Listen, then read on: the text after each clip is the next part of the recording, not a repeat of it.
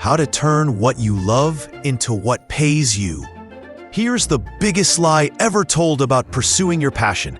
Do what you love and the money will follow. This advice has bankrupted more dreams than any economic crash. It's caused countless talented people to abandon their gifts because they couldn't figure out how to pay rent with them. But here's the truth they don't want you to know. The problem isn't with your passion, it's with the advice. Today, I'm going to show you the real framework for turning what you love into what pays you. This isn't about choosing between passion and profit. It's about intelligently combining them to create a life and income you actually want. Let's talk about why follow your passion is terrible advice. First, it assumes that passion alone is enough to create a successful career or business. But passion without strategy is just an expensive hobby. You can be passionate about painting, but if you don't understand how to market your art, build an audience, or create multiple revenue streams, you'll be a starving artist. Second, it ignores the reality of markets. Just because you're passionate about something doesn't mean people will pay for it. You might love collecting vintage bottle caps, but that doesn't automatically create a business opportunity. Third, it puts all the pressure on finding your one true passion when most successful people have multiple interests and revenue streams. They don't put all their eggs in one passion basket. Here's what actually works. Instead of asking, "What am I passionate about?" ask, "Where do my passions intersect with market demand?" Instead of, "How can I monetize my hobby?" ask, "How can I solve problems for people while doing something I love?"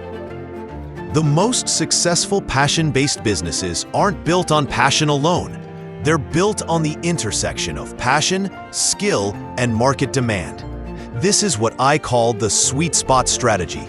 Marie Forleo didn't just follow her passion for helping people. She identified that entrepreneurs needed marketing and mindset training, and she built a multi-million-dollar business at that intersection. Gary Vaynerchuk didn't just collect wine. He saw that wine education was intimidating and created Wine Library TV to make it accessible. They found where their passion met a real market need, and that's where the magic happened. So let me break down the sweet spot strategy, the framework that actually works for monetizing what you love. It's built on 3 overlapping circles: passion, proficiency, and profit potential. Circle 1, passion. This is what you genuinely enjoy doing. Not what you think you should be passionate about. Not what looks glamorous from the outside, but what you actually lose track of time doing. What topics do you read about for fun? What problems do you naturally want to solve? What activities energize you instead of draining you? But here's the key. Your passion doesn't have to be your childhood dream or some mystical calling. It can be something you've developed interest in recently. It can be something practical. Reid Hoffman, founder of LinkedIn, wasn't passionate about networking software as a kid. He developed that passion through solving a real problem. Circle 2, proficiency. This is what you're good at, or can become good at. Notice I said, can become. You don't have to be an expert right now, but you need to be willing to develop genuine expertise.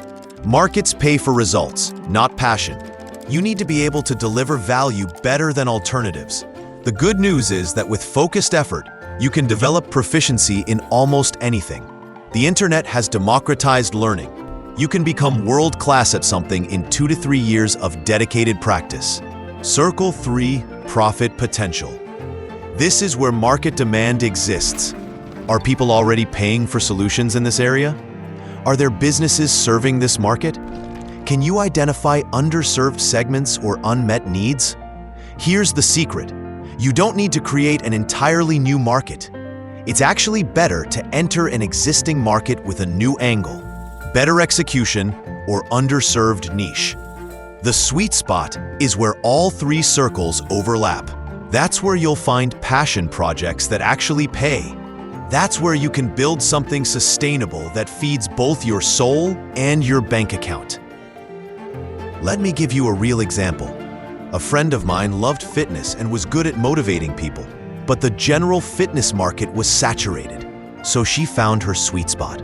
fitness coaching specifically for busy moms who wanted to work out at home. Her passion for fitness, her skill at motivation, and a specific market need with profit potential.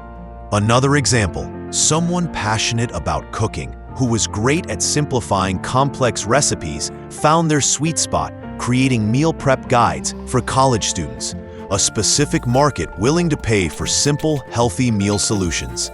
Once you've identified your sweet spot, here's how you actually monetize it. I call this the scale framework. Start, create, audience, launch, and evolve. C. Start small. Don't quit your day job to start a passion business. Test your concept with minimal investment. If you want to teach something, start with free workshops or one-on-one coaching. If you want to create products, start with digital products or pre-orders. C. Create valuable content. The internet rewards people who teach what they know. Start documenting your journey, sharing your knowledge, and helping others solve problems in your sweet spot area. Content builds trust, authority, and audience. A. Audience before product. Build relationships before you try to sell anything. People buy from people they know, like, and trust. Focus on serving your audience first, monetization second. L. Launch strategically. When you do launch a product or service, make sure it solves a specific problem for a specific group of people. Don't try to serve everyone. Serve someone really well first. E. Evolve and expand. Once you've proven one revenue stream works, you can add others. Multiple income streams from your sweet spot create stability and growth. Here's what most people get wrong. They try to build the entire business before they validate the concept. They spend months creating a product nobody wants. Instead, talk to potential customers first. Understand their problems. Create solutions they actually want to buy. Remember, you're not just monetizing your passion, you're solving problems for people while doing something you love. When you frame it that way, making money becomes a natural result of serving others. Here's your sweet spot challenge. This week, I want you to map out your 3 circles. List 5 things you're genuinely passionate about or interested in. List 5 things you're good at or could become good at with focused effort. Then research 5 markets where people are already spending money on solutions. Look for overlaps. Where do your interests, skills, and market opportunities intersect? That's your potential sweet spot. Once you've identified one possibility, take one small action to test it. Offer to help someone for free. Create one piece of content. Have 3 conversations with potential customers. See if there's real interest before you build anything big. Remember, you don't need to figure out the entire business model right now. You just need to take the first step toward your sweet spot. The path will reveal itself as you walk it. But here's what happens once you start building something in your sweet spot. You realize that true fulfillment isn't just about making money doing what you love. It's about designing a life that makes you genuinely happy every single day. Most people are so focused on career and income that they forget about the other components of a fulfilling life. In my next video, I'm revealing the happiness formula that actually works, not the surface-level positive thinking stuff, but the science-backed principles that create lasting fulfillment. I'll show you why chasing happiness directly never works and what to focus on instead.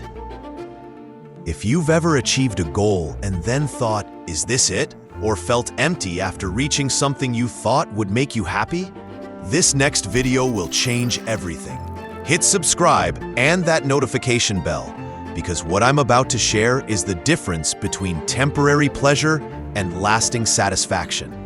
This one's going to transform how you think about